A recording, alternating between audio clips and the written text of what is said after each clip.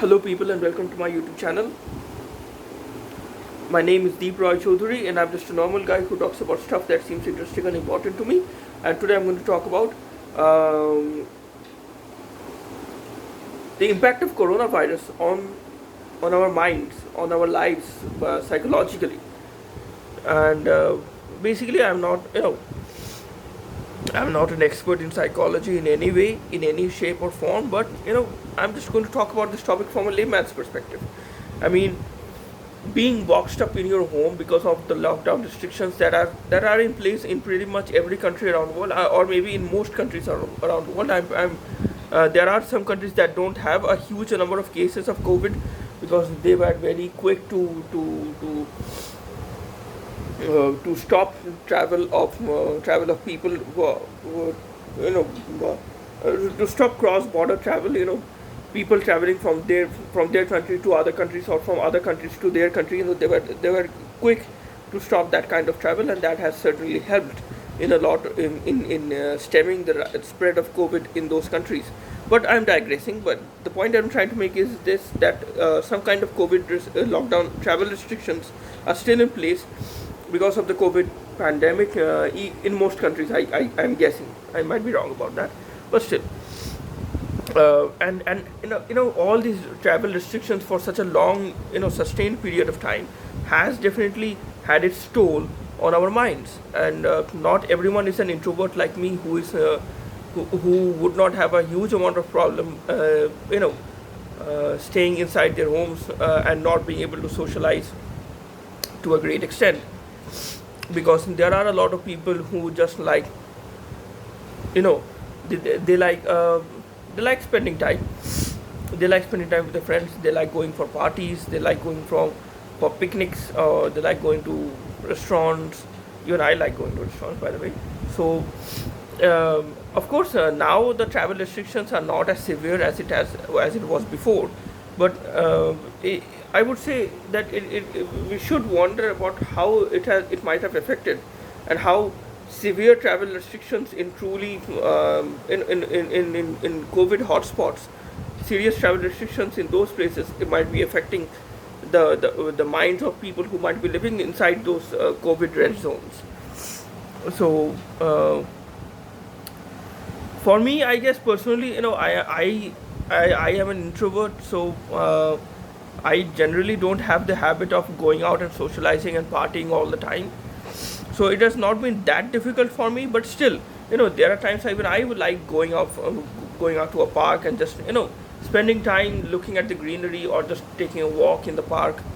And I do like nature. I do like nature. Again, I'm not the kind of person who would go out camping in the forest. Not that kind of a nature lover, but still I do like going to a park at least. I mean, that's something easy, and I do like that. And going out sometimes, especially from the perspective of an introvert, can be pretty liberating in a lot of ways, because after a point, you know being boxed up in your house, and there are only so many things that you can do while you are at your home all the time. So you can understand the point that I'm trying to make. So yeah, you are yeah. So this is my perspective, but again, people who are out and out extroverts, or people who are not introverts, generally who are just in the middle, not in the, neither introvert nor extrovert, those people, I mean, it must have been really really tough for those people, because people who need a lot of socialization, who need to spend time with other people, who need to spend time doing some social activities. Those people must have had a huge amount of difficulty during this period of lockdown, this period of travel restrictions, because it must have been very tough for those people, because if you are in the habit of going out for a party each and every weekend, and you are not able to do that for maybe 1 month, or maybe 2 weeks,